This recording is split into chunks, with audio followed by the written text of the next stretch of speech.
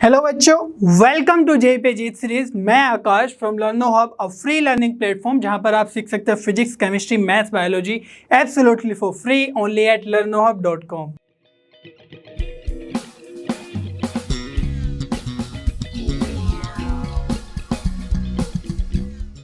बच्चों, आज हम जेई सीरीज में कंटिन्यू करने वाले हैं परम्यूटेशन एंड कॉम्बिनेशन का चैप्टर।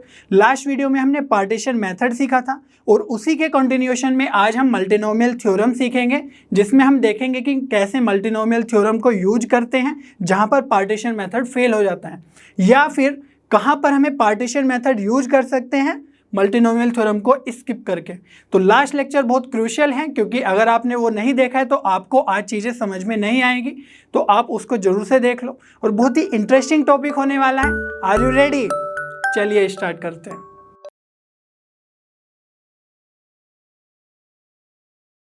चलिए अब सीखने की कोशिश करते हैं कि अगर हमारे पास कुछ सर्टेन नंबर ऑफ ऑब्जेक्ट्स है तो उसमें से नॉन कंजुगेटिव ऑब्जेक्ट्स का सिलेक्शन कैसे करेंगे। ठीक है, तो यहां पर number of ways of selecting r non conjugative objects out of n objects in a row is equal to n minus r plus one C r. तो इसको यूज कैसे करते हैं और क्या नॉन कंजुगेटिव ऑब्जेक्ट्स का मीनिंग हुआ वो डिस्कस कर लेते हैं।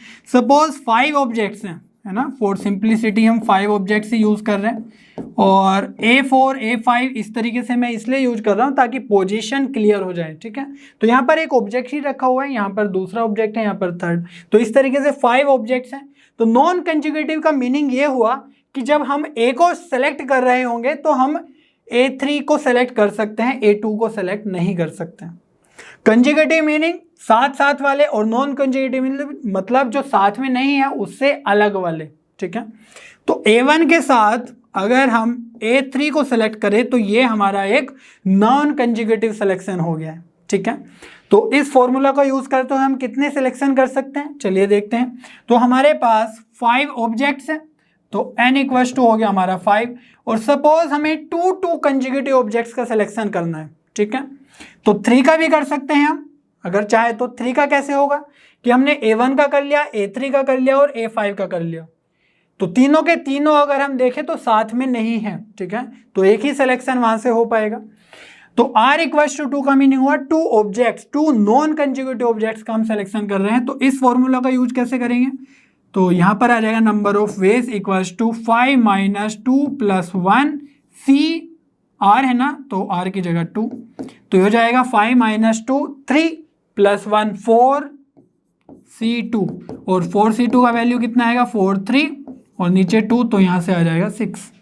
ठीक है, तो चलिए देख लेते हैं कि क्या यहाँ पर 6 सिलेक्शन ही आ रहे हैं। अगर हम वैसे भी देखें कन्वेंशनल वे में, तो A1 को हमने A3 के साथ अगर सेलेक्ट कर लिया तो एक सिलेक्शन हो जाएगा। ठीक है, A1 के साथ हम A4 को भी सिलेक्ट कर सकते हैं ना, इन दोनों को, तो ये भी नॉन कंजुगेटिव ऑब्जेक्ट्स हैं। A1 के साथ हम A5 को भी सिलेक्ट कर सकते हैं, तो ये हमारे पास 3 वेज हो गए। ठीक है, A1 A3 A1 A4 A1 A5, तो ये 3 नंबर ऑफ वेज हो गए। ऐसा भी कर सकते हैं कि A2 के साथ सिलेक्शन कर रहे हो। ठीक है, तो A2 के साथ हम A1 और A3 को सेलेक्ट नहीं कर सकते हैं क्योंकि वो इसके कंजुगेटिव, है ना, नेबर में है। तो A2 के साथ हम A4 और A5 का सिलेक्शन कर सकते हैं, तो A2 के साथ A4 और A5 आ सकता है। ठीक है, अब A3 की बात करते हैं, तो A3 के साथ देखो A2 और A4 को तो सेलेक्ट नहीं कर सकते हैं, तो A3 के साथ A1 सेलेक्ट हो सकता है और A3 के साथ A5 सेलेक्ट हो सकता है। तो A3 के साथ हमारा A1 तो सेलेक्ट हो चुका है ऑलरेडी, देखो A1 A3 या A3 A1 एक ही बात है, अल्टीमेटली 2 ऑब्जेक्ट्स को ही सेलेक्ट कर रहे हैं। तो A3 के साथ हम A5 को ही सेलेक्ट कर सकते हैं। ठीक है, और जैसे ही हम A4 के साथ देखने जाते हैं तो A5 A3 को तो करेंगे ही नहीं क्योंकि वो पास पास के कंजुगेटिव हो गए, लेकिन हम A4 के साथ A1 और A2 को कंसीडर कर सकते हैं, लेकिन वो ऑलरेडी सेलेक्ट हो चुका है A1 A4 के साथ और A2 A4 के साथ यहाँ पर सेलेक्ट हो चुका है। सिमिलरली A5 भी सेलेक्ट हो चुका है, देखो A5 A4 के साथ तो सेलेक्ट नहीं होगा, A1 A2 A3 के साथ होगा, तो A5 A3 के साथ सेलेक्ट हो चुका, A5 A2 के साथ हो चुका, A5 A1 के साथ हो चुका। तो हमारे पास 3 2 1 टोटल 6 वेज ही बनेंगे यहाँ पर सिलेक्शन के। ठीक है, अब बात करते हैं अगर हमारे पास सर्कल पे ऑब्जेक्ट्स रखे हुए हो, तो क्या करेंगे, जैसे सपोज यहाँ एक सर्कल है और हमारे पास अगेन 5 ऑब्जेक्ट्स हैं, ठीक है, A4 और A5, और 5 ऑब्जेक्ट्स में से सर्कल पे हमें 2 ऑब्जेक्ट्स को सेलेक्ट करना है जो नॉन कंजुगेटिव ऑब्जेक्ट्स हो, ठीक है। तो n = 5 में से 2 नॉन कंजुगेटिव ऑब्जेक्ट्स का सिलेक्शन, तो कितना आ जाएगा यहाँ से formula, number of ways of selecting r non conjugative objects out of n objects on a circle, ये सर्कल के लिए है formula, n/r into n minus r minus 1 CR minus 1, ठीक है। तो कैसे करेंगे, n = यहाँ पर हो जाएगा n/r, तो 5/2 इंटू 5 - 2 - 1 C2 - 1, ठीक है। सिंपली r और n का वैल्यू पुट कर देना है फॉर्मूले में, डायरेक्ट फॉर्मूला बेस्ड क्वेश्चन पूछ लिए जाते हैं यहाँ से। 5/2 इंटू 5 - 2 - 1 कितना हुआ, ये हो जाएगा 2, और c और 2 - 1 हो जाएगा 1, तो ये आ जाएगा 2c1। 2c1 का वैल्यू कितना होगा 2, तो 5/2 इंटू 2, तो यहाँ से आपका वैल्यू आ जाएगा 5, ठीक है। तो नंबर ऑफ वेज आ गए हमारे 5 वेज में हम इन 5 ऑब्जेक्ट्स में से 2 नॉन कंजुगेटिव ऑब्जेक्ट्स सेलेक्ट कर सकते हैं। चलिए एक एग्जांपल कंसिडर कर लेते हैं। Find the number of ways of distributing 8 identical balls among 3 students without any restriction. तो बिना किसी रेस्ट्रिक्शन के हमें 8 आइडेंटिकल बॉल्स 3 स्टूडेंट्स में डिस्ट्रीब्यूट करनी है। तो ऐसा क्वेश्चन तो हमने लास्ट लेक्चर में भी सोल्व किया था यूजिंग पार्टीशन मेथड। वहां पर क्या किया था कि सपोज जो हमारी 8 बॉल्स हैं, है ना, उसको ऐसे बना लो 5 6 7 8, और हमें 3 स्टूडेंट्स में डिस्ट्रीब्यूट करना है, तो हमें 2 स्टिक्स की जरूरत होगी जिसकी हेल्प से हम पार्टीशन बना लेंगे। तो यहाँ पर देखो फर्स्ट स्टिक से पहले हम वो फर्स्ट स्टूडेंट को दे देंगे, ठीक है। सपोज हमने फर्स्ट स्टूडेंट को दिया A बॉल्स, ठीक है, और सेकंड स्टूडेंट को जो 2 स्टिक्स के बीच में होगा वो नंबर ऑफ बॉल्स हम सेकंड स्टूडेंट को दे देंगे, B नंबर ऑफ बॉल्स, और लास्ट स्टिक के लास्ट में जो होंगे वो हम सब C को दे देंगे, ठीक है। तो जो total number of balls distribute करनी है वो कितने होने चाहिए 8। तो हर एक केस में इन एवरी टाइम जब हमने सपोज A को 1 दिया, B को 2 दिया, तो 3 हो गए, और C को कितना देना होगा 5 देना होगा। तो इस स्टिक्स को हम जिस भी जगह पर अरेंज करेंगे वहां से हमारे पार्टीशन बनेंगे हमेशा, ठीक है। तो और यहाँ पर ध्यान देने वाली बात यह है कि जो A का वैल्यू है वो 0 भी हो सकता है और 8 भी हो सकता है, क्योंकि सारे की सारी बॉल्स हम A को दे देंगे, ठीक है, तो भी कोई दिक्कत नहीं है, B और C को 0 मिलेगा बॉल्स, और अगर हम A को 0 बॉल्स दे देंगे तब भी कोई प्रॉब्लम नहीं होगी, क्योंकि कोई भी रेस्ट्रिक्शन नहीं है। तो जब कोई भी रेस्ट्रिक्शन ना हो, और जैसे A, B और C ये नंबर ऑफ बॉल्स जो हम डिस्ट्रीब्यूट कर रहे हैं, तो इसमें मैक्सिमम वैल्यू भी आ रहा है 8 और मिनिमम वैल्यू भी ये ले पा रहा है 0, तो उस केस में हम डायरेक्टली पार्टीशन मेथड यूज कर ही लेते हैं। तो कितना होगा 8 बॉल्स हैं और 2 स्टिक्स है, तो टोटल ऑब्जेक्ट्स हो गए 10, तो फैक्टोरियल 10 से अरेंज कर सकते हैं। 8 बॉल्स आइडेंटिकल है और 2 स्टिक्स आइडेंटिकल है, तो फैक्टोरियल 8 फैक्टोरियल 2 से डिवाइड कर देंगे, तो ये कितना हो गया 10C2, ठीक है। और इसके लिए मैंने फॉर्मूला भी बताया था क्या, सिंपल सा n + r - 1 CR - 1। तो नंबर ऑफ वेज कितने हो जाएंगे, n की जगह क्या पुट करेंगे 8, क्योंकि 8 बॉल्स को हमें डिस्ट्रीब्यूट करना है, यहाँ पर जो वैल्यू है 8, और r कितना है मीन्स कितने नंबर ऑफ स्टूडेंट्स में डिस्ट्रीब्यूट करना है या कितने नंबर ऑफ वेरिएबल्स में डिस्ट्रीब्यूट करना है, ठीक है। तो ये हो जाएगा 3 - 1C 3 - 1, तो ये भी आपका आ जाएगा 10C2, और 10C2 का वैल्यू कितना आता है 10 × 9/2, तो ये आ जाएगा आपका 45। तो 45 आंसर आ गया। ये हो गया हमारा मेथड 1 जो हमने लास्ट लेक्चर में बहुत अच्छे से सीखा था, ठीक है। लेकिन कभी कभी ये फेल हो जाता है, तो उस केस में हम मल्टीनोमियल थ्योरम का यूज करेंगे। तो जहां पर ये पास हो रहा है, यूज कर पा रहे हैं, तो इसी एग्जाम्पल पे हम मल्टीनोमियल थ्योरम का भी कंसेप्ट लगाएंगे और देखेंगे कि दोनों से आंसर सेम ही आ रहा है, बट उसमें मेहनत ज़्यादा है, ठीक है। चलिए देखते हैं। चलिए सेम एग्जाम्पल हम मल्टीनोमियल थ्योरम के थ्रू सोल्व करने की कोशिश करते हैं। तो यहाँ पर वही है सेम, 8 आइडेंटिकल बॉल्स को 3 स्टूडेंट्स में हमें डिस्ट्रीब्यूट करना है विदाउट एनी रेस्ट्रिक्शन। तो इक्वेशन हमारी बनी थी a + b + c = 8, ठीक है। तो जो यहाँ पर कंडीशंस है a की क्या क्या वैल्यू पॉसिबल है, हम 0 बॉल्स भी दे सकते हैं a को, 1 भी, 2 भी, 3 भी और अप टू 8 बॉल्स भी हम इसको दे सकते हैं। सेम केस है b के साथ और सेम केस है c के साथ। जैसे हमने a को बोल दिया 3, b को बोल दिए कितने 4, तो 3 + 4 कितने हो गए 7, और c को कितना 1 बोल दे दिया, तो इसी कारण हमारा जो टोटल नंबर ऑफ बॉल्स हो जाएगा वो हो जाएगा 8, ठीक है। तो डिफरेंट जो हमारे कॉम्बिनेशंस होंगे जिसके थ्रू तीनों का जो समेशन है वो 8 आ जाए, तो वे वाले हमें सारे के सारे केसेस चाहिए। तो मल्टीनोमियल थ्योरम में हम क्या करते हैं कि जो भी पॉसिबल आउटकम्स है उसको हम एक रैंडम वेरिएबल x की पावर्स में लिखते हैं, ठीक है। तो हमने देखा भी था डेफिनेशन में, right all the possible outcomes in powers of x, ठीक है। तो कैसे करेंगे, हमारी x की पावर 0 भी हो सकती है क्योंकि a की वैल्यू 0 भी हो सकती है, a की वैल्यू 1 भी हो सकती है, a की वैल्यू 2 भी हो सकती है ना। तो सारी की सारी जो पॉसिबल वैल्यूज हैं वो हम पावर्स में लिख देंगे। और प्लस साइन के साथ क्यों लिख रहे हैं, क्योंकि ये और साइन के साथ है कि a में या तो 1 आउटपुट मिलेगा और 2 आउटपुट मिलेगा, ठीक है। दैट मीन्स a की वैल्यू 1 भी हो सकती है, 2 भी हो सकती है। तो यहाँ पर x की पावर 7 + x की पावर 8, तो ये सारे के सारे आउटपुट्स हो गए हमारे a के, ठीक है। अब हमें b में भी देना है, a में दिया एंड b में कुछ बॉल्स दिया, देन c में कुछ बॉल्स दिया, तो b के भी सेम आउटपुट्स होंगे हमारे पॉसिबल। तो x की पावर 0, x की पावर 1, x की पावर 2,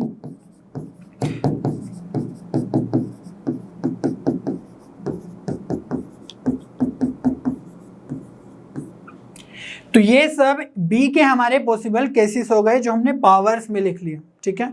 सिमिलरली c के भी ऐसे ही पॉसिबल केसेस होंगे क्योंकि c की वैल्यू भी 0 से 8 तक वेरी कर सकती है।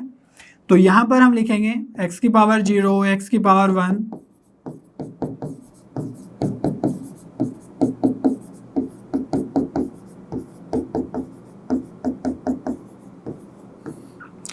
तो हमने तीनों के पॉसिबल केसेस लिख लिए पावर्स में, ठीक है। तो यहां पर देखो, अगर जब हम इन सारे के सारे टर्म्स को मल्टीप्लाई करेंगे, ठीक है, तो वहां पर कुछ ऐसा होगा कि x की पावर 1 किससे मल्टीप्लाई होगा, हर एक से होगा, बट शायद ऐसे हो गया कि x की पावर 1, x की पावर 2, तो ये इसकी पावर्स कितनी हो गई टोटल मिला के 3 हो गई। और सपोज यहां पर हमने मल्टीप्लाई में देखा कि x की पावर 5 भी उससे मल्टीप्लाई था, तो टोटल पावर्स कितनी हो गई 8 हो गई, ठीक है। तो वो वाले टर्म्स जिसमें हमारी पावर्स मल्टीप्लिकेशन होने के बाद 8 हो जाए, ठीक है, तो इसको मान सकते हैं x की पावर a, ठीक है, क्योंकि a के पॉसिबल आउटकम्स हैं। इसको मान सकते हैं x की पावर b, है ना, क्योंकि ये b के पॉसिबल आउटकम्स हैं, और यहाँ पर x की पावर c के पॉसिबल आउटकम्स हैं, ठीक है। तो x की पावर a b c, है ना, 3 टर्म को हम जब मल्टीप्लाई करते हुए देखेंगे तो a + b + c जिस भी केस में हमारा 8 हो जाएगा तो वो हमारे टर्म फेवरेबल है, ठीक है। तो उतने ही वेज में हम उसके वैल्यूज लिख सकते हैं, जैसे 1, 2 और 5 एक सॉल्यूशन होगा। सपोज x की पावर 2 और x की पावर 5, तो ये कितना हो गया 7, और x की पावर 1 ये भी एक मल्टीप्लिकेशन में आएगा टर्म्स, है ना। हर एक टर्म है ना, एक एक टर्म हर एक ब्रैकेट से उठाएंगे तो हमारे डिफरेंट केसेस आएंगे। तो यहाँ पर 2, 5 और 1, तो ये भी एक पॉसिबल वैल्यूज हो जाएगी ए बी सी की, उस केस में भी हमारे टोटल बॉल्स 8 ही डिस्ट्रीब्यूट होंगे, ठीक है। तो यहाँ से हमें ये चेक करना है कि कितने टर्म्स ऐसे बनेंगे जिसकी पावर्स, है ना, x की पावर्स जिसमें 8 आ जाए, ठीक है। तो इस पूरे एक्सपेंशन में हम क्या देखेंगे, कोफिशिएंट ऑफ x की power 8 in this full expansion. तो ये थोड़ा टीडियस काम है, बट इसको भी कर सकते हैं, थोड़ा लॉजिकली जाना होगा। तो इस टर्म को हम क्या लिखेंगे, देखो यहाँ पर ये तीनों के तीनों जो ब्रैकेट्स है वो बिल्कुल सेम ही दिख रहे हैं, तो इसलिए हम इसको ऐड कर देंगे, है ना। इसलिए हम इसको मल्टीप्लाई में है तो पावर्स में लिख देंगे। तो क्या लिखेंगे, x की पावर 0, x की पावर 1, x की power 2 and up to x की पावर 8, तो ये हो जाएगा पावर 3, ठीक है, क्योंकि 3 times bracket same bracket multiply हो रहा है। तो यहाँ पर देखो, अगर आप देख पा रहे हो x की पावर 0, x की पावर 1, x की पावर 2 और अप टू x की पावर 8, तो ये एक जीपी बन रहा है, ज्योमेट्रिक प्रोग्रेशन। ठीक है, जिसका जो फॉर्मूला होता है वो क्या होता है, Sn equals to a 1 minus R की power n upon 1 minus R. R क्या है यहाँ पर, कॉमन रेशियो, और n क्या है, नंबर ऑफ टर्म्स। a है फर्स्ट टर्म। तो यहाँ पर अगर हम इस पूरे को इस तरीके से कंडेंस करना चाहें तो क्या आएगा, फर्स्ट टर्म लिखेंगे। फर्स्ट टर्म कितना है हमारा, x की पावर 0 विच इज 1 अल्टीमेटली। तो 1 इंटू 1 माइनस आर, आर कितना है, कॉमन रेशियो। यहाँ पर x की पावर 1 डिवाइड बाय x की पावर 0, तो कॉमन रेशियो आ जाएगा x। तो x की पावर नंबर ऑफ टर्म्स तो कितने हैं, 0 से लेकर 1 2 3 अप टू 8, तो 0 से 8 तक जा रहे हैं, ना कि 1 से 8। तो 0 से 8 तक जा रहे हैं, तो यहाँ पर नंबर ऑफ टर्म्स कितने हो जाएंगे, 9, और अपॉन में क्या होगा, 1 माइनस आर, तो 1 माइनस एक्स, और टोटल बाहर में पावर कितनी है, 3।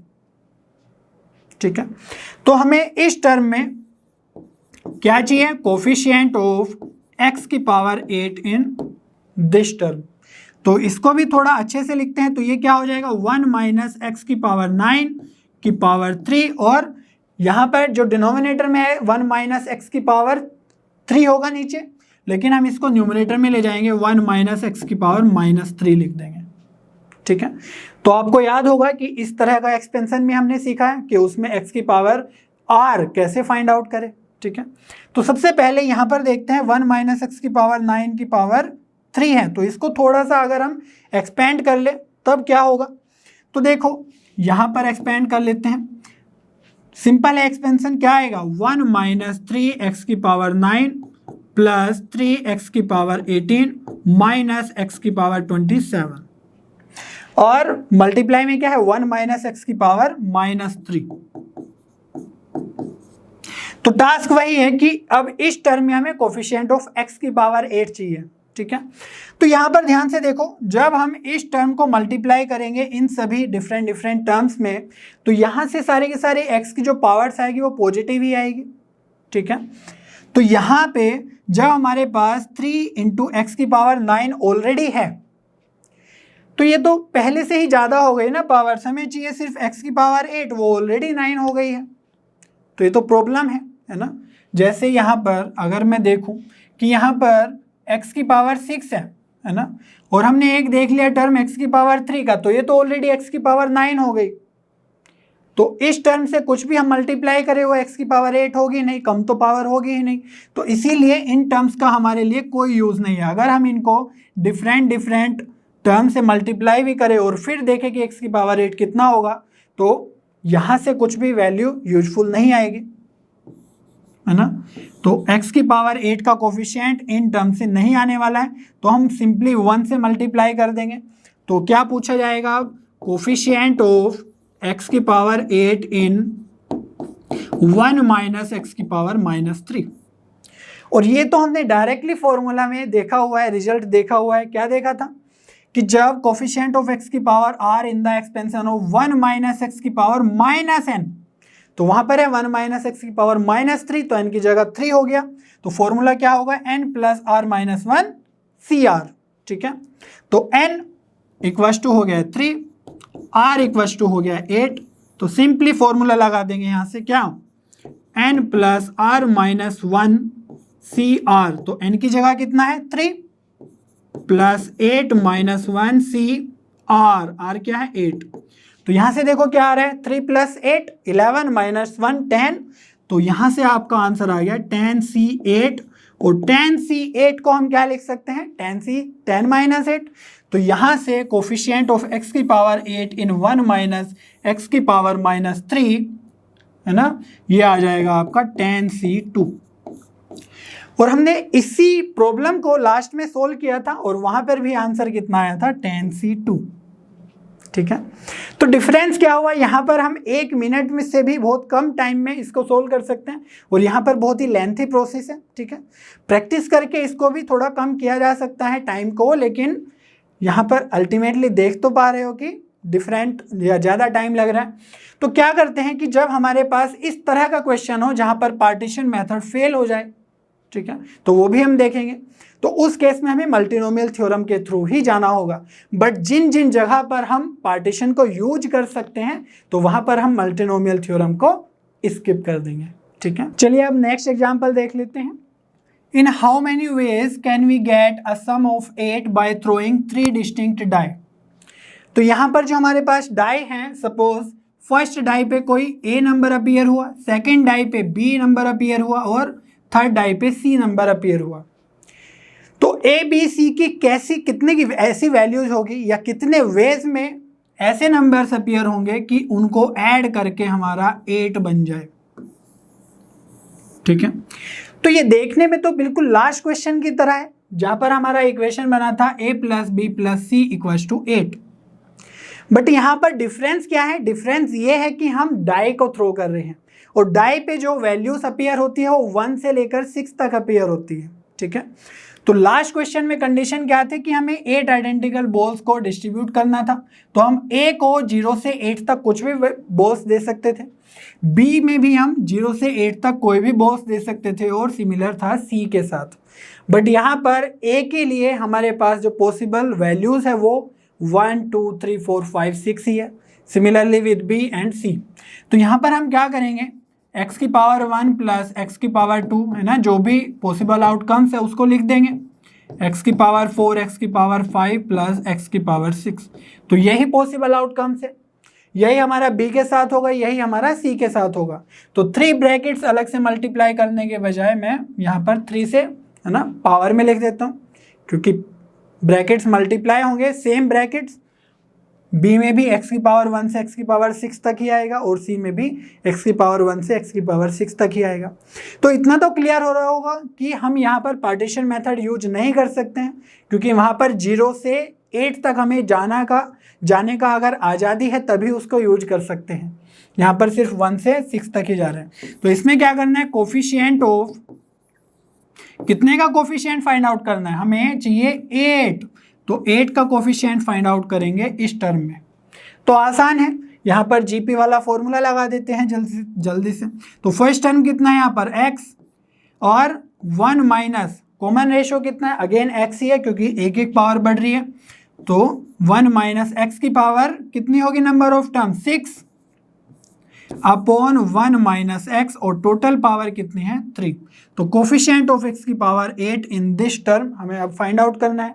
इसको थोड़ा सा इलेबोरेट करके लिखते हैं। तो ये क्या हो जाएगा, 3 अंदर मल्टीप्लाई होगा पावर में आके, तो x की पावर 3 1 माइनस x की पावर 6 और यहाँ से कितना आ जाएगा 1 माइनस x की पावर -3, क्योंकि 1 माइनस x डिनोमिनेटर में है, ठीक है। तो अब ध्यान से देखो कि हमें अब x कोफिशिएंट ऑफ x की पावर 8 इस पूरे टर्म में चाहिए, ठीक है। लेकिन यहाँ पर x की पावर 3 ऑलरेडी प्रेजेंट है। तो x की पावर 3 ऑलरेडी प्रेजेंट होने के बाद जो ये बाकी टर्म बचा, इससे हमें कितने का एक्सपेक्टेशन है कि x की पावर कितने का मिल जाए, कि हमारे टोटल x की पावर 8 वाले टर्म मिल जाए। तो यहाँ से हम बोलेंगे कि x की पावर 5 अगर इन दोनों टर्म में से मिल जाए तो यहाँ से x की पावर 3 मिलकर वो टोटल टर्म a x की पावर 8 बना देगा, ठीक है। तो इसीलिए हम बोल सकते हैं कि कोफिशिएंट ऑफ x की पावर 5 इन किस में 1 माइनस x की पावर 6 और 1 माइनस x की पावर 3, अगर ये हमने फाइंड आउट कर लिया तो हमें इस टर्म को हम स्किप कर सकते हैं ना, सेम ही बात है। तो यहां पर भी देखो हमें चाहिए अब x की पावर 5, ठीक है। और इस टर्म में अच्छा यहाँ पर 3 भी है और इस टर्म में यहाँ पर हमारे पास x की पावर 6 है, ठीक है। तो जब इसको एक्सपेंड करेंगे जैसे हमने लास्ट टर्म में है ना, लास्ट क्वेश्चन में एक्सपेंड किया है, तो यहाँ पर ऐसा आया था। तो यहाँ से जो ये एक्स्ट्रा पावर वाले टर्म थे हमें चाहिए था कोफिशिएंट ऑफ x की पावर 8, लेकिन यहाँ पर 9 18 27 उनको हमने नेगलेक्ट किया। तो इसी को हम यहाँ पर भी तो नेगलेक्ट कर सकते हैं, क्योंकि हमें पता है कि इसके ऊपर जो भी पावर्स आएंगी है ना वो बड़ी पावर्स ही होंगी। x की पावर 9 ऑलरेडी x की पावर 8 से ज़्यादा है, ठीक है। तो इसीलिए हम यहाँ पर भी x की पावर 6 को नेगलेक्ट कर देंगे, क्योंकि एक्सपेंशन में भी हमें पता है कि वो सारी पावर्स नेगलेक्ट ही होने वाली है। तो डायरेक्टली हम बोल सकते हैं कि हमें चाहिए कोफिशिएंट ऑफ x की पावर 5 इन 1 माइनस एक्स की पावर -3। कितना आसान हो गया है। तो यहां पर हमें पता है कि n कितना है, 3 है, और जो r है वो कितना है, 5 है, क्योंकि 5 x की पावर 5 की पावर है ना, कोफिशिएंट चाहिए। तो यहाँ पर फॉर्मूला कितना आ जाएगा, n plus r minus 1 C r. तो n कितना है, 3 प्लस r है 5 माइनस 1 सी 5। तो यहाँ से आ जाएगा आपका 5 प्लस 3 8 माइनस 1, तो ये आ जाएगा 7 C5। और 7C5 को हम क्या लिख सकते हैं, 7 माइनस 2, तो ये आ जाएगा 7C2। ठीक है, और 7C2 को सोल्व करेंगे तो 7 इंटू 6/2, तो ये आ जाएगा 21। तो कोफिशिएंट ऑफ एक्स की पावर 5 इन 1 माइनस एक्स की पावर -3, आंसर आ जाएगा 21। और लास्ट वाले में कितना आंसर आया था, 10C2, और ये कितना है 45। तो देखने में हमारी इक्वेशन सेम ही है, ठीक है, लेकिन सोल्विंग बहुत ही डिफरेंट है, क्योंकि हमारी जो एक्सेप्टेबल वैल्यूज है, पॉसिबल आउटकम्स है ए बी सी के, वो बहुत ही वेरी कर रहे हैं, डिफरेंट है। तो इसलिए हम यहाँ पर मल्टीनोमियल थ्योरम को ही यूज कर सकते हैं, डायरेक्टली पार्टीशन मेथड यूज नहीं कर सकते। ठीक है, चलिए एक और एग्जांपल देख लेते हैं। Find the number of ways of selecting 8 balls from unlimited supply of pink, red, blue and orange identical balls. तो यहाँ पर हमें कुछ पिंक की, कुछ रेड की, कुछ ब्लू की और कुछ ऑरेंज की बॉल्स सेलेक्ट करनी है। ठीक है, तो कुछ कुछ वैल्यूज होंगी हमारे पास, और उन वैल्यूज को, उन बॉल्स को ऐड करके कितना बॉल्स होना चाहिए, 8 बॉल्स आना चाहिए। ठीक है, अब यहाँ पर ध्यान से देखो, अनलिमिटेड सप्लाई है, तो अनलिमिटेड सप्लाई होने के कारण जो P की वैल्यू है, पिंक की बॉल की वैल्यू है, हम 15 भी सेलेक्ट कर सकते हैं, हम 20 भी सेलेक्ट कर सकते हैं, और 100 तक भी जा सकते हैं, लेकिन जो टोटल बॉल्स का सिलेक्शन है वो 8 ही है, तो मैक्सिमम हम 8 तक ही जाएंगे। ठीक है, भले ही हमारे पास अनलिमिटेड सप्लाई है, तो हमारे जो आंसर्स होंगे उसमें तो हम 8 से ऊपर नहीं जा सकते ना P की वैल्यू के लिए। ठीक है, और P की वैल्यू 0 भी हो सकती है कि हमने कोई पिंक की बॉल सेलेक्ट ही नहीं करी। तो यहाँ पर हम क्या करेंगे, सिंपली जो पॉसिबल आउटकम्स है, x की पावर 0, x की पावर 1, x की पावर 2, है ना, यहाँ से हम x की पावर 8 तक जाएंगे, और इसके आगे भी जा सकते हैं क्योंकि हमारे पास अनलिमिटेड सप्लाई है।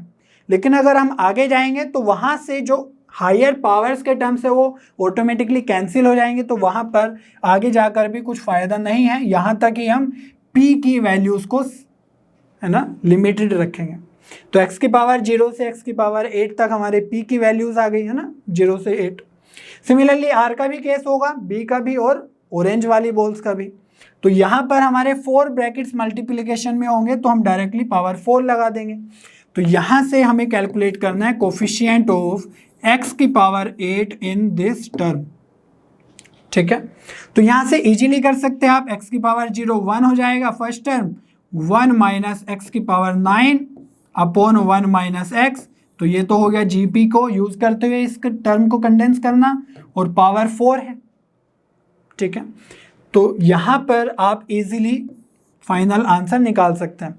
बट यहाँ पर आपको ये भी समझना जरूरी है कि इस क्वेश्चन में जो यहाँ पर वर्डिंग है उसको भूल जाओ, और सिर्फ इस क्वेश्चन पे ध्यान से देखो। ठीक है, तो जैसे हमने देखा था यहाँ पर a plus b plus c equals to 8, और a की वैल्यू, b की वैल्यू, c की वैल्यू 0 से 8 तक हो सकती थी। यहाँ पर हमारी p की वैल्यू, r की वैल्यू, b की वैल्यू, o की वैल्यू भी 0 से 8 तक जा सकती है। तो इसीलिए हम इसमें पार्टीशन का मेथड यूज कर सकते हैं ना डायरेक्टली। हम मल्टीनोमियल थ्योरम से क्यों जाएंगे? तो यहाँ पर क्या करेंगे हम, 8 तो हमारे पास बॉल्स होंगी। ठीक है, जैसे हम पार्टीशन में करते थे ऐसे बॉल्स बना के, तो कितनी, 8 बॉल्स, और हमें 4 वेरिएबल्स में उसको डिस्ट्रीब्यूट करना है, ऐसे सोचो। तो 3 स्टिक्स चाहिएगी हमें। तो कितने ऑब्जेक्ट्स को हमें अरेंज करना है, फाइनली 11 ऑब्जेक्ट्स को, 8 बॉल्स आइडेंटिकल, 3 स्टिक्स आइडेंटिकल। तो ये हो जाएगा आपका factorial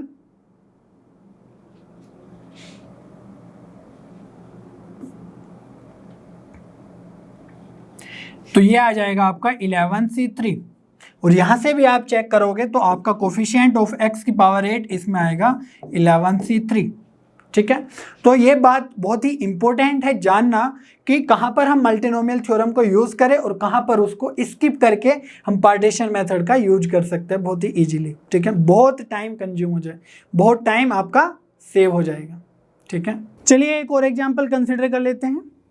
find the number of combinations and permutations of 4 letters taken from the word examination.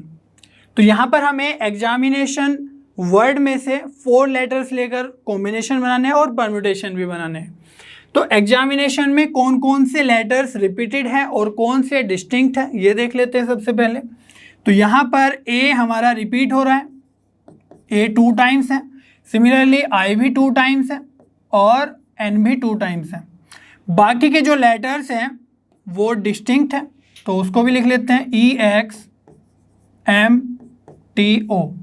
तो हमारे पास 6 लेटर्स तो आइडेंटिकल हैं 2-2 के पेयर में और EXMTO डिस्टिंक्ट लेटर्स हैं। तो यहाँ पर हमें 4 लेटर्स का कॉम्बिनेशन बनाना है। तो क्या करेंगे हम, अगर हमें नंबर ऑफ कॉम्बिनेशन कैलकुलेट करने हैं, परम्यूटेशन भी हम बाद में कैलकुलेट करेंगे। तो देखो हमें चाहिए कोफिशिएंट ऑफ x की पावर 4 इन किस में, हम एक इक्वेशन लिखेंगे।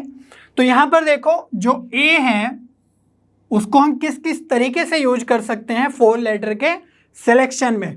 तो एक तो हम ये कर सकते हैं कि उसको चूज ही ना करें, ठीक है, पॉसिबल आउटकम लिखने की कोशिश कर रहे हैं in the power of x, तो x की पावर 0 लिख सकते हैं, या फिर हम 1a यूज कर ले, या फिर हम ऐसा भी कर सकते हैं कि हम 2a मीन्स दोनों के दोनों a यूज कर ले। तो ये हमारा सिलेक्शन हो सकता है a का।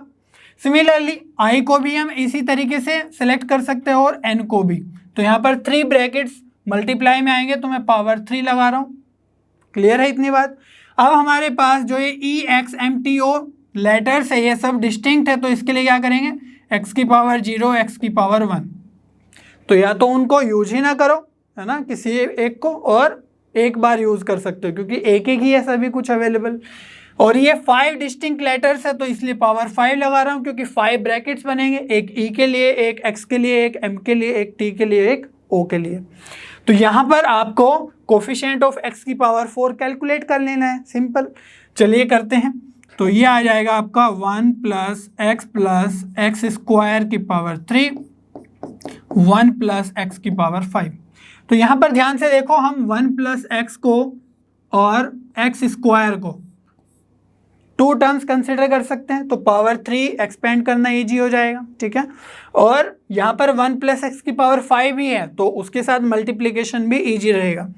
तो चलिए करते हैं, 1 + x की पावर 3 + 3, 1 + x की पावर 2, एक पावर कम हो जाएगी और x की पावर 2 आ जाएगी, है ना, 1, और 3 × 1 + x की पावर 4, ठीक है, इसकी पावर 2 हो जाएगी।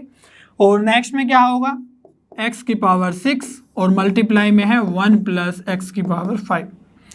तो हमें कोफिशिएंट ऑफ x की पावर 4 चाहिए, तो x की पावर 6 तो हमारे लिए यूजलेस हो जाएगी, जब मल्टीप्लाई करेंगे तो x की पावर 4 तो यहाँ से मिलने नहीं वाली है, ठीक है। तो इसीलिए हम क्या करेंगे, जो बाकी के टर्म्स हैं उनमें से x की पावर 4 सर्च करने की कोशिश करेंगे। तो यहाँ पर पावर 3 है और यहाँ पर पावर 5 है, तो ये हो जाएगा पावर 8 + 3x स्क्वायर, 1 + x की पावर 7, यहाँ पर 2 है वहाँ पर 5 है, और 3x की पावर 4, और ये हो जाएगा 5, और यहाँ पर पावर 1 है तो 1 + x की पावर 6। तो इस 3 टर्म में हमें x की पावर 4 का कोफिशिएंट चाहिए, ठीक है। तो अब देखते हैं 1 + x की पावर 8। तो हमने बताया था कि जब हम 1 + x की पावर n का एक्सपेंशन करते हैं और कोफिशिएंट ऑफ x की पावर r चाहिए तो क्या होता है, NCR, ठीक है। तो यहाँ पर हम डायरेक्टली क्या यूज कर लेंगे, 8C4, क्योंकि हमें x की पावर 4 का कोफिशिएंट चाहिए, + 3 × अब देखो यहाँ पर x की पावर 2 ऑलरेडी अवेलेबल है बाहर, तो जो 1 प्लस एक्स की पावर 7 है, यहाँ से भी अगर हमें एक्स की पावर 2 का कोफिशिएंट मिल जाए तो हमारा काम हो जाएगा, क्योंकि टोटल एक्स की पावर 4 हो जाएगा। ठीक है, 2 यहाँ पर है, 2 अंदर से आ जाएगा। तो x की पावर 2 का कोफिशिएंट चाहिए तो हम लिख लेंगे nc2, और यहाँ पर n7 है तो ये आ जाएगा आपका 7c2। ठीक है, और ये 3 तो मल्टीप्लाई में, ये एज ए कोफिशिएंट ही काउंट होगा तो 3 से मल्टीप्लाई होगा ही होगा। और यहाँ पर देखो, यहाँ पर x की पावर 4 ऑलरेडी मौजूद है, तो अंदर से हमें कुछ भी नहीं चाहिए, मीन्स x की पावर 0 चाहिए। ठीक है, x की पावर 0 का कोफिशिएंट क्या होगा, nc0, और यहाँ पर है 6 n की जगह, तो ये आ जाएगा 6c0, 3 इंटू 6c0। तो चलिए देख लेते हैं क्या क्या वैल्यू होगी। 8c4, इसको अलग से कैलकुलेट कर लेते हैं। 8c4 हो जाएगा 8 into 7 into 6 into 5 upon 4 factorial, 4 into 3 into 2, तो 4 2 जा 8, और 3 से 6 गया 2 टाइम्स, तो ये आ जाएगा 5 2 जा 10, 70। ठीक है, तो 70 प्लस 7c2 को कैलकुलेट कर लेते हैं, 7 इंटू 6 बाई 2, तो ये जाएगा 3 टाइम्स, तो ये हो गया कितना, 21, और 3 ऑलरेडी मल्टीप्लाई में है तो ये आ जाएगा आपका 63, प्लस 6c0 कितना होगा, 1 होगा, और यहाँ पर 3 है मल्टीप्लाई में, तो 3 इंटू 1 1, तो इनको ऐड करेंगे, 3 3 6 और 7 6 13, तो आपका आंसर आ जाएगा 136। ठीक है, तो ये हुए आपके number of combination from examination when you take 4 letters at a time. ठीक है, और अगर हम परम्यूटेशन की बात करते हैं तो नंबर ऑफ परम्यूटेशन कैलकुलेट करना भी थोड़ा सा सिमिलर ही है, बट उसमें बस हल्का सा डिफरेंस है, वो हम सीखेंगे कैसे हम नंबर ऑफ परम्यूटेशन कैलकुलेट करते हैं।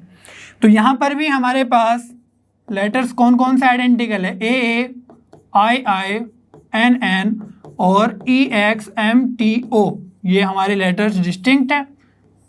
ठीक है, तो यहाँ पर भी हम सिमिलर इक्वेशन ही बनाएंगे, कोफिशिएंट ऑफ x की पावर 4 ही कैलकुलेट करना है। बट आपको पता है परम्यूटेशन में क्या होता है, अरेंजमेंट भी करना होता है। ठीक है, तो अरेंजमेंट के कारण हमें अगर 4 लेटर वर्ड चाहिए तो हम 4 फैक्टोरियल करना होगा, क्योंकि उनको अरेंज करना है आपस में, जिनको भी हम सेलेक्ट करेंगे। तो ये तो हमारा सिलेक्शन वाला पार्ट था। ठीक है, कॉम्बिनेशन वाला पार्ट, तो इसी को हम फैक्टोरियल 4 से मल्टीप्लाई कर देंगे तो हमारा परम्यूटेशन आ जाएगा। बट इसके अंदर भी थोड़ा सा डिफरेंस होगा, देखो कैसे।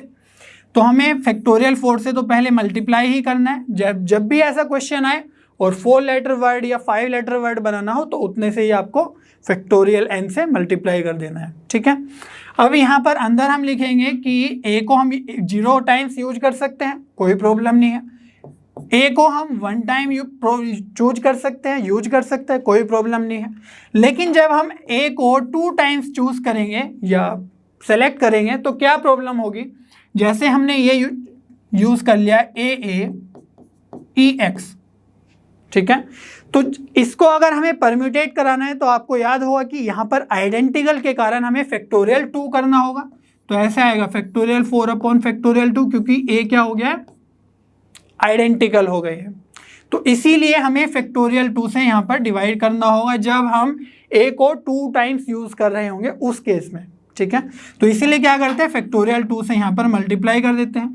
अगर कोई 3 आइडेंटिकल आइटम्स होते हैं तो हम यहाँ पर x की पावर 3 लिखते हैं और अपॉन में फैक्टोरियल 3 लिख देते हैं।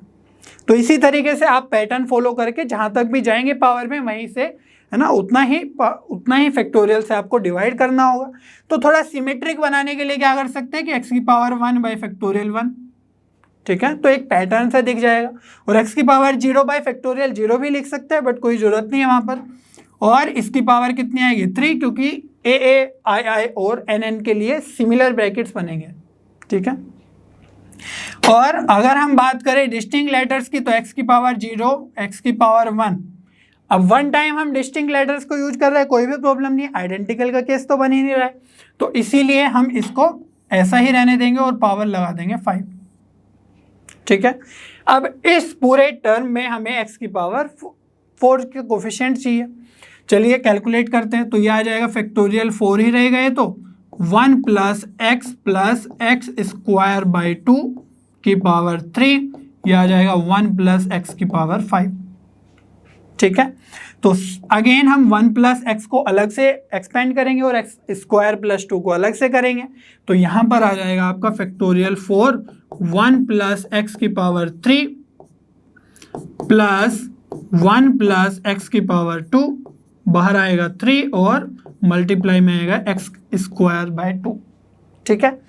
और क्या होगा 3 इंटू 1 प्लस एक्स, इसकी पावर तो 1 हो जाएगी, घट जाएगी, और यहाँ पर पावर 2 आ जाएगी, तो ये हो जाएगा एक्स की पावर 4 बाय 4 प्लस एक्स की पावर एक्स स्क्वायर बाय 2 की पावर 3 होगी, तो ये हो जाएगा एक्स की पावर 6 बाय 8, और मल्टीप्लाई में क्या है 1 प्लस एक्स की पावर 5। इतना क्लियर है? बिल्कुल सिमिलर है, बस यहाँ पर सेकेंड टर्म एक एक्स्ट्रा आ गया है ना, बाय 2 हो रहा है, और यहाँ पर फैक्टोरियल 4 से मल्टीप्लीकेशन हो रहा है।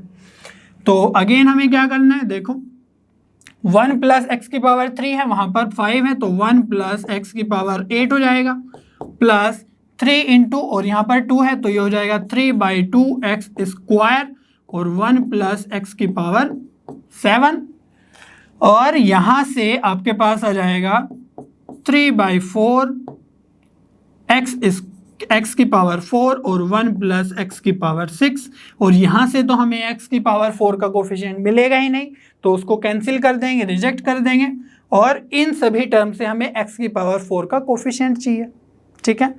तो कैसे होगा, फैक्टोरियल 4 1 प्लस एक्स की पावर 8 से हमें कोफिशिएंट ऑफ एक्स की पावर 4 चाहिए, सिमिलर प्रोसेस है। यहाँ पर आ जाएगा आपके पास 8c4 प्लस यहाँ पर होगा 3 बाई 2, यहाँ पर एक्स स्क्वायर है और अंदर से भी एक्स स्क्वायर का कोफिशिएंट चाहिए, तो यहाँ से आ जाएगा आपके पास 7c2, और यहाँ पर आएगा 3 बाई 4 इंटू, यहाँ पर तो x की पावर 4 ऑलरेडी प्रेजेंट है, तो यहाँ पर हमें x की पावर 0 का कोफिशिएंट चाहिए, मीन्स कॉन्स्टेंट टर्म, तो हम क्या करेंगे 6c0, ठीक है। और इसको आपको सिंपली सोल्व कर लेना है, ठीक है, बिल्कुल सिमिलर है जैसे हमने यहाँ पर सोल्व किया है, कोई भी प्रॉब्लम नहीं आएगी, और इसका आंसर आपका आ जाएगा 2454, ठीक है।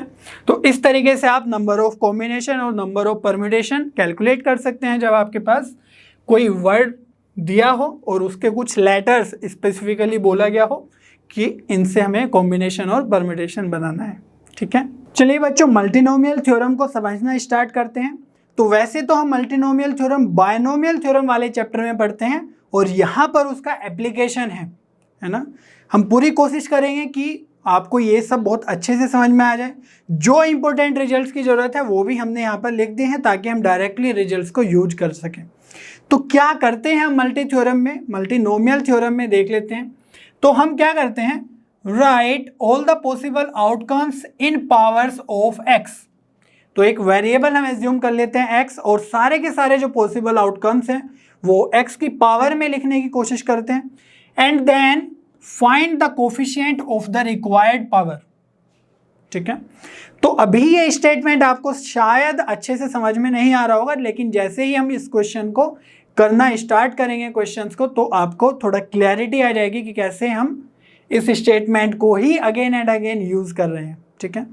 तो जैसे अगर आपको बोल दिया जाए कि 1 प्लस एक्स की पावर 3 है ना, इसका एक्सपेंशन करना है, तो यहां पर देखो क्या होगा, 1 प्लस, जो हमें कन्वेंशनल फॉर्मूला याद होता है, क्या होता है 1 cube plus x cube plus ये हो जाएगा 3x 1 प्लस एक्स, ठीक है। तो यहां से क्या आ जाएगा, देखो 1 प्लस, अब मैं x की इंक्रीजिंग पावर्स में लिखने की कोशिश कर रहा हूं, तो यहां पर देखो 3x इंटू 1, तो ये आ जाएगा आपका 3x plus 3x into x, तो ये कितना आ जाएगा 3x स्क्वायर, और लास्ट में आ जाएगा आपका x क्यूब, ठीक है। तो ये हमारा एक्सपेंशन होगा।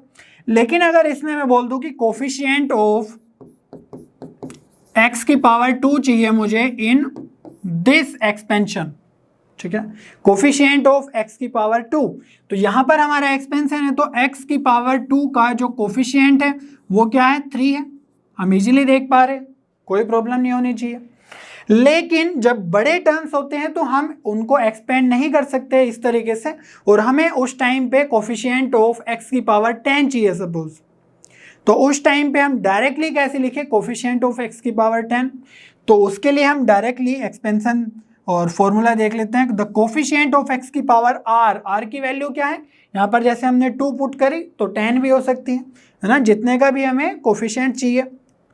In the expansion of 1 plus x की पावर n, तो जैसे यहाँ पर 1 प्लस एक्स की पावर n यूज कर सकते हैं। n क्या हुआ, जितने इंडेक्स है उस ब्रैकेट के ऊपर, ठीक है, इज NCR, ठीक है। तो NCR में यहाँ पर अगर हम देखें तो n हमारा कितना है 3 है और r कितना है 2 है, और हमें चाहिए कोफिशिएंट ऑफ x की पावर 2 इन दिस एक्सपेंशन। तो हम डायरेक्टली क्या करेंगे, NCR लिख देंगे, दैट मीन्स 3C2 लिख देंगे, और 3C2 का वैल्यू होगा 3C1 और इसका वैल्यू आ जाएगा 3, और वही हमने देखा भी एक्सपेंशन में, ठीक है। तो इन टूल्स को हमें यूज करना है, और कैसे हम यूज करेंगे वो हम एग्जाम्पल के थ्रू सीखेंगे। सिमिलरली जो सबसे ज्यादा यूज होता है वो ये वाला एक्सप्रेशन होता है, कोफिशिएंट ऑफ x की power r in the expansion of 1 minus x की पावर माइनस n। तो यहाँ पर 1 माइनस एक्स की पावर नेगेटिव में है, माइनस n है, ठीक है। तो जैसे अगर यहाँ पर लिखा हुआ -3, तो हम n3 को कंसिडर करेंगे, ना कि n-3 को कंसिडर करेंगे। क्लियर हो रही है इतनी बात। तो यहाँ पर जो भी वैल्यू होगी वो हमारा n होगा, क्योंकि यहाँ पर ऑलरेडी -n है। तो इसका जो कोफिशिएंट होगा वो आएगा n plus r minus 1 CR, ठीक है। इतनी बात क्लियर है। तो इनको यूज करना स्टार्ट करेंगे तब आपको सारा का सारा क्लियर हो जाएगा कैसे करते हैं, ठीक है। चलिए एक नया कॉन्सेप्ट देखने की कोशिश करते हैं, principle of inclusion and exclusion. ये बेसिकली सेट थ्योरी का ही कंसेप्ट है, लेकिन इसको हम परम्यूटेशन एंड कॉम्बिनेशन में भी क्वेश्चन सोल्व करने के लिए यूज करते हैं, ठीक है। तो यहाँ पर हमारे पास एक वेन डायग्राम है जिसके अंदर 2 सेट्स है A एंड B। तो अगर हमें n means number of elements in A union B चाहिए, तो क्या आएगा formula, number of elements in A plus number of elements in B minus number of elements in A intersection B। तो ये सब आप पढ़ ही चुके होंगे, क्योंकि सेट थ्योरी तो सबसे पहला चैप्टर है, वो सभी पढ़ लेते हैं। तो इसके लिए यहाँ पर ये फॉर्मूला लगेगा। यहाँ पर हुआ क्या कि जब हम A या B के अंदर एलिमेंट्स देखने गए कि या तो A के अंदर हो या B के अंदर हो, तो हमने क्या किया कि हमने NA प्लस NB कर लिया, सभी एलिमेंट्स को इंक्लूड कर दिया, ठीक है। तो इस प्रोसेस में क्या हुआ, जब A के लिखने गए तो यहाँ पर हमने ये एलिमेंट्स भी कवर कर लिया और यहाँ पर जो एलिमेंट्स है वे भी कवर कर लिया, ठीक है। जब B का लिखने गए तो यहाँ पर भी हमने एलिमेंट्स कवर कर लिए और यहाँ के भी। तो इस प्रोसेस में क्या हुआ कि 2 टाइम्स हमने जो कॉमन पार्ट है उसके एलिमेंट्स 2 टाइम लिख लिए, ठीक है। तो पहले हमने सारे के सारे इंक्लूड कर दिए और फिर हमें उस एक पार्ट को, है ना, क्योंकि ये 2 टाइम्स इंक्लूड कर लिए हैं तो एक बार इनको एक्सक्लूड करना होगा। तो हमने एक बार माइनस कर दिया n minus n A intersection B। तो इस तरीके से ही आई होप आपने पढ़ा होगा। जब हम 3 सेट में जाते हैं तो यहाँ पर भी हमने क्या किया कि जब हमें या तो A के अंदर एलिमेंट या B के अंदर एलिमेंट या C के अंदर एलिमेंट्स की अगर हम बात करते हैं तो हम क्या करते हैं, सारे एलिमेंट्स को, है ना, number of A, number of B, number of C, तो सभी एलिमेंट्स को इंक्लूड कर लेते हैं। और उसके बाद हम देखते हैं कि जब हमने A के किए तो ये सब एलिमेंट्स आ जाएंगे, ठीक है। जब B के करेंगे तो ये आ जाएगा, ये आ जाएगा, बट जो ये कॉमन पार्ट्स है ये 2 टाइम्स आ जाएंगे, ठीक है। और अगेन जब C को कवर करेंगे, C के एलिमेंट्स लिखेंगे तो यहाँ पे ये आ जाएगा, ये भी आ जाएगा और यहाँ से भी आ जाएगा और यहाँ पर भी आ जाएगा। तो ये सब जो एलिमेंट्स है, अब देखो ये जो कॉमन पार्ट है इसका तो हमें नेम नहीं पता, ठीक है, बट ये जो बिल्कुल अंदर वाला कॉमन पार्ट है ये क्या है, A, B और C का बिल्कुल कॉमन पार्ट, ठीक है, A intersection B intersection C। तो यहाँ पर जो हमने एक्स्ट्रा टाइम काउंट कर लिए हैं उनको हमें माइनस करना होगा, ठीक है। तो हम माइनस कैसे करते हैं कि भाई यहाँ पर देखो इस पार्ट में हमने एक जगह 2 टाइम्स कवर कर लिया है और एक जगह 3 टाइम्स कवर कर लिया है, तो इसीलिए हम एक एक माइनस कर देंगे वहाँ से। तो क्या करते हैं फाइनली NA इंटरसेक्शन B कर देते हैं माइनस। तो जो कॉमन पार्ट में है तो ये वाला ये कैंसिल हो जाएगा और एक वाला टर्म यहाँ से भी कैंसिल हो जाएगा एक टाइम, ठीक है। सिमिलरली यहाँ पर प्लस लिखा हुआ है तो बाहर माइनस है तो ये अल्टीमेटली माइनस ही हो रहा है, minus of NB intersection C। तो यहाँ पर हमने क्या किया, बी और सी में जो कॉमन पार्ट है ये वाला, इसमें से भी जब हमने अगेन काउंट कर लिए थे उसको भी हम एक एक बार माइनस कर देंगे, तो ये वाला भी माइनस कर देंगे और ये वाला भी माइनस कर देंगे, ठीक है।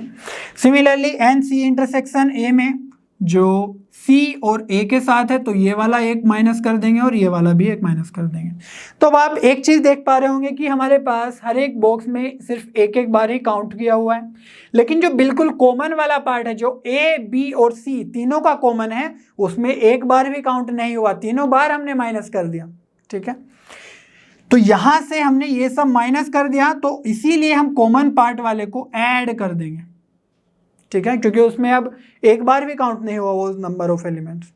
तो क्या किया हमने यहाँ पर सारे के सारे एलिमेंट्स को इंक्लूड कर लिया, लेकिन जो हमने एक्स्ट्रा काउंट कर लिए थे उनको फिर एक्सक्लूड कर दिया, और फिर जो सारे के सारे एक्सक्लूड हो गए थे फिर, है ना, तो वहां पर प्रॉब्लम हो गई थी, फिर उसको अगेन इंक्लूड कर लिया।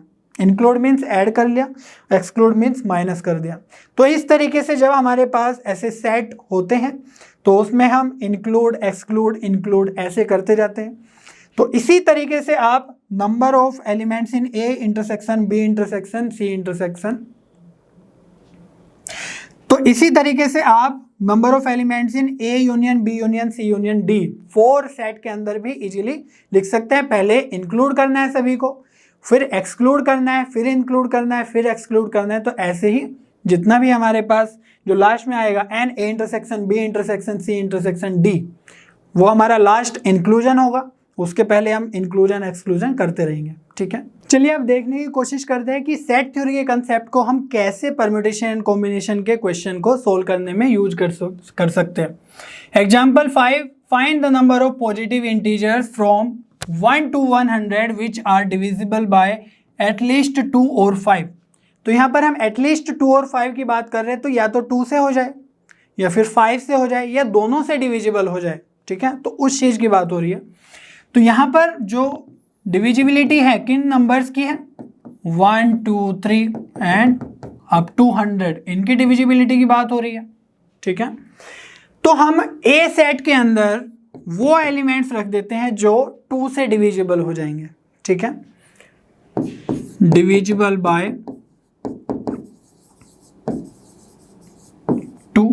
तो ऐसे कितने एलिमेंट्स होंगे जो ए से 2 से डिविजिबल हो जाएंगे? तो simply number of elements in A find out करना है, तो क्या करना है, 100/2 कर देना है, क्योंकि यहाँ पर जो लास्ट नंबर है वो 100 है ना, 1 से 100 तक।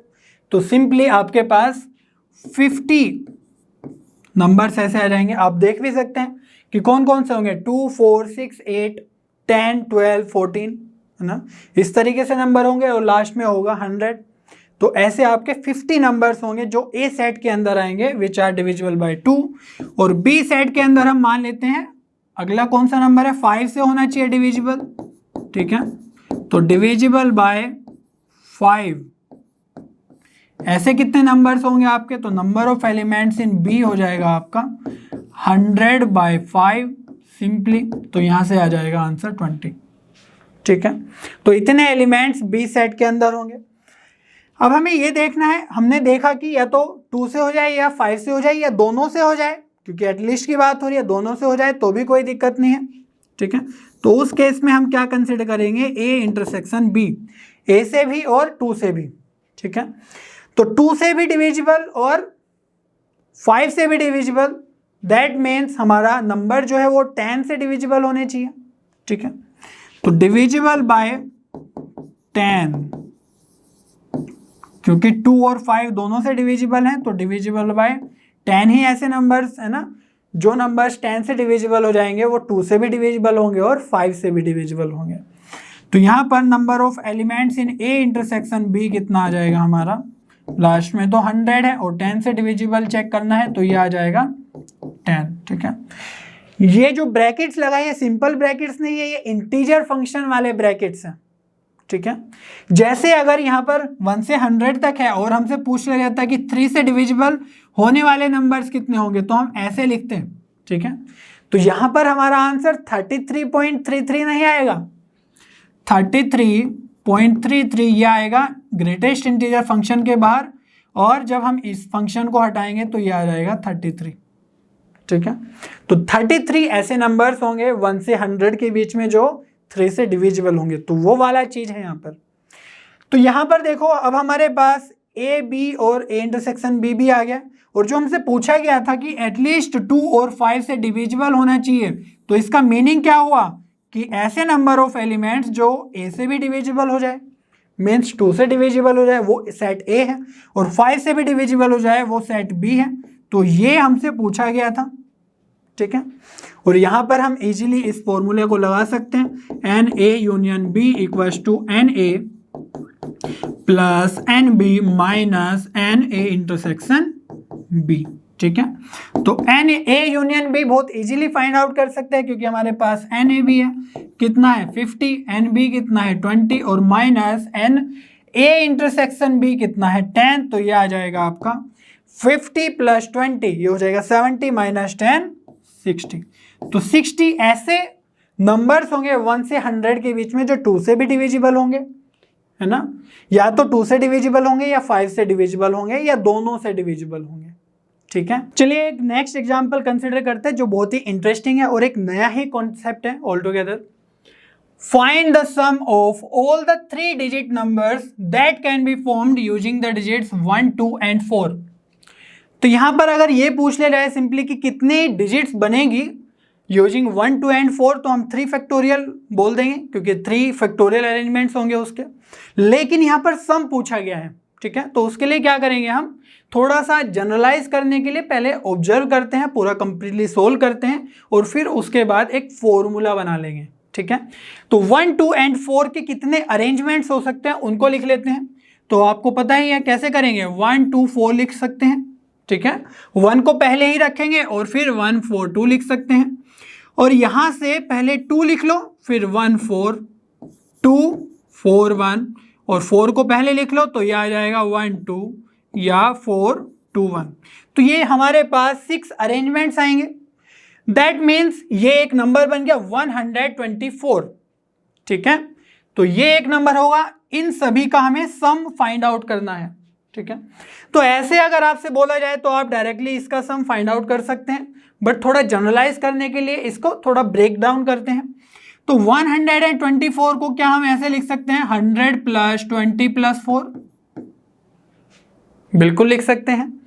यहां से 142 को हम लिख सकते हैं 140 प्लस 2, और 214 को लिख सकते हैं 200 plus 10 plus 4, again 200 plus 40 plus 1। ये बेसिकली क्या लिखा हुआ है, 241, वही ये नंबर है। ठीक है, और यहां से आ जाएगा 400 प्लस 10 प्लस 2 और 400 प्लस 20 प्लस 1। तो ये हमने ब्रेक डाउन कर लिया है। तो जो यूनिट प्लेस पर है वो तो एज इट इज है, और जो टेंस प्लेस पर है वो 20 बन गया है। ठीक है, और जो 1000 प्लेस पर है वो 100 बन गया है, सॉरी 100 प्लेस पर है वो 100 बन गया है। तो यहां से देखो इसको हम क्या लिख सकते हैं, और यहां पर हम देख पा रहे हैं कि 100, 100, 200, 200, 400, 400 2 टाइम्स रिपीट हो रहा है एवरी नंबर। ठीक है, तो यहां पर हम क्या कर सकते हैं, 2 कॉमन लेके और लिख सकते हैं 100 प्लस 200 प्लस 400, है कि नहीं। सिंपली ये जो 100 प्लेस वाले नंबर्स थे उनके साथ जो वैल्यू आ रही थी उनको हमने अलग से लिख लिया। अब जो 10th प्लेस पर आ रहे हैं 20, 40, 10, है ना, तो यहाँ पर भी देखो 20 यहाँ पर है और एक बार यहाँ पर है, 40 यहाँ पर है, एक बार यहाँ पर है, 10 यहाँ पर है, एक बार यहाँ पर है। तो 2 टाइम्स ये भी रिपीट हो रहे हैं, तो इनको भी अलग से लिख लेते हैं। 2, 10 प्लस 20 प्लस 40। ठीक है, और क्या आ रहा है लास्ट में है 4, 2, 4, 1, 2, 1। ठीक है, ये भी 2 टाइम्स रिपीट हो रहे हैं, तो इनको भी हम क्या लिख सकते हैं, 2 इंटू क्या क्या है नंबर्स, 4 प्लस 2 प्लस 1। इतना क्लियर है, आई होप क्लियर हो गया होगा। तो ये क्या हुआ, हमारा सम हो गया उन सभी डिजिट्स का जो 1, 2 एंड 4 को यूज करके बन सकती हैं। ठीक है, तो यहां से हमारा सम ये आ चुका है, बट इसको थोड़ा सा और मॉडिफाई करने की कोशिश करते हैं। तो यहाँ पर जो भी लिखा हुआ है इसमें आप देख पा रहे हो 100 की मल्टीप्लिकेशन है ना, मीन्स 100 कॉमन लिया जा सकता है। तो हम क्या लिखेंगे 2 1 + 2 + 4 और यहाँ पर आ जाएगा 100। इन वाले टर्म्स में क्या कॉमन ले सकते हैं, 10 कॉमन ले सकते हैं। तो यहाँ पर आ जाएगा 2 1 + 2 + 4 और 10 कॉमन, ठीक है। और यहाँ पर है, यहाँ से तो कुछ कॉमन नहीं आएगा, तो इसको मैं थोड़ा इस तरीके से ही लिख देता हूँ जैसे 1 2 4 है। तो 4 + 2 + 1 को लिख देते हैं 1 + 2 + 4। इतना क्लियर है। अब यहाँ से देखो कि 2 × 1 + 2 + 4 को तो हम कॉमन ले सकते हैं, है ना। तो यहाँ से आपका कॉमन क्या आ जाएगा 2 1 + 2 + 4 और यहाँ से कॉमन आ जाएगा 100 + 10 + 1। क्लियर हुई बात।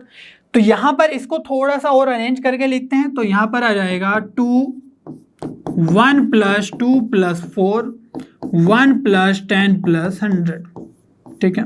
तो ये हमारा समेशन ऑफ डिजिट्स हो गया है, समेशन ऑफ नंबर्स हो गया है।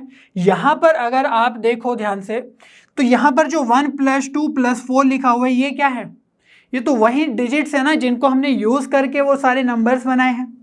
तो ये क्या हो गया, हम बोल सकते हैं सम ऑफ डिजिट्स,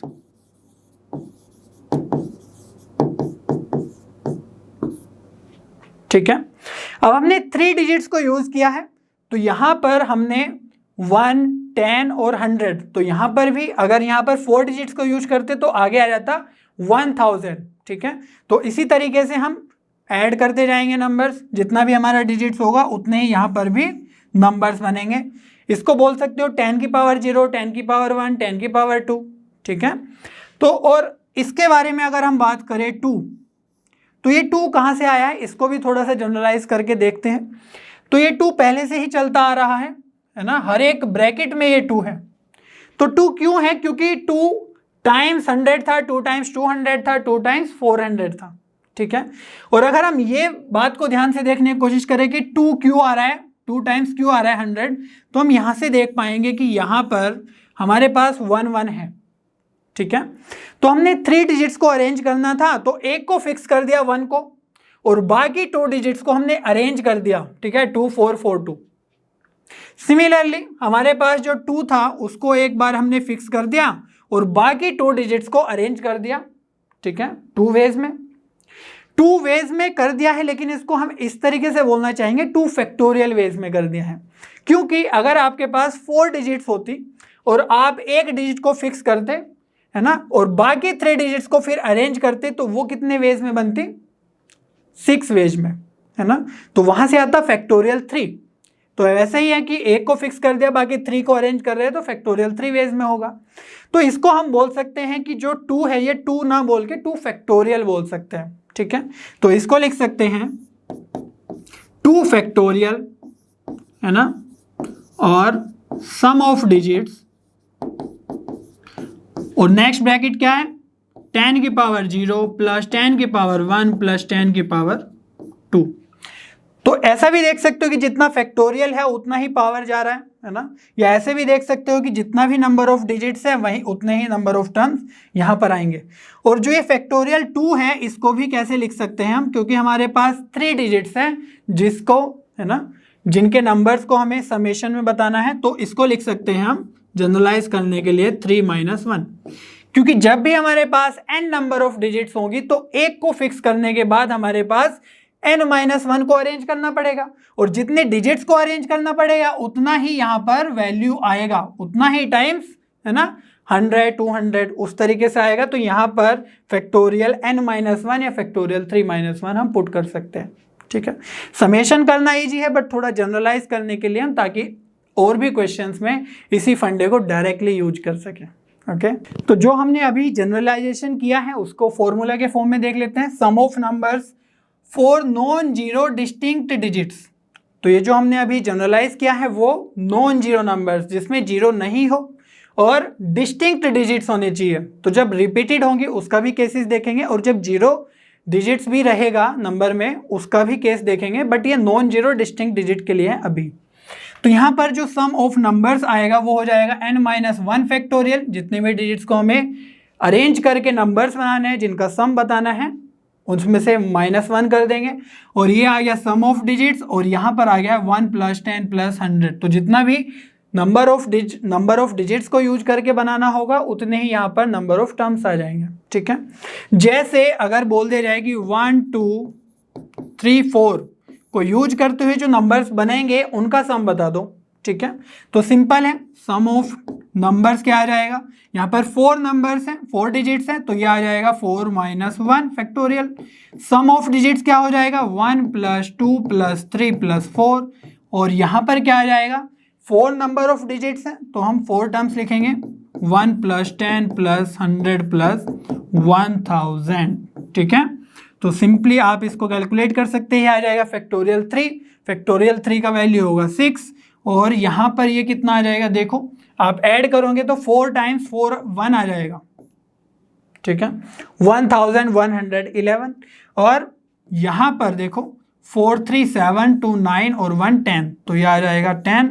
तो सिंपली यहाँ से आप लिख सकते हो 66660। ठीक है, तो 66,660 यह आपका समेशन आ जाएगा उन नंबर्स का जो इन डिजिट्स को यूज करके बनते हैं। ठीक है, चलिए एक ऐसा भी एग्जांपल कंसिडर कर लेते हैं जिसमें 0 हो। ठीक है, तो 0 होने के टाइम पे कैसे हम सोल्व करेंगे, find the sum of all the 3 digit numbers that can be formed using the digits 0 1 and 2। तो यहाँ पर 0 1 and 2 से बहुत सारे नंबर्स बन सकते हैं, जैसे 102। ठीक है, या ऐसा भी बन सकता है 201, या ऐसा भी बन सकता है 210।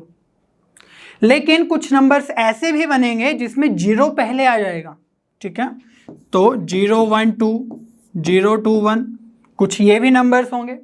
तो यहाँ पर अगर आप ध्यान से देखो तो 012 and 021 ये 3 डिजिट नंबर नहीं हुए, ये तो 2 डिजिट नंबर हो गए क्योंकि पहले तो 0 लिखा हुआ है।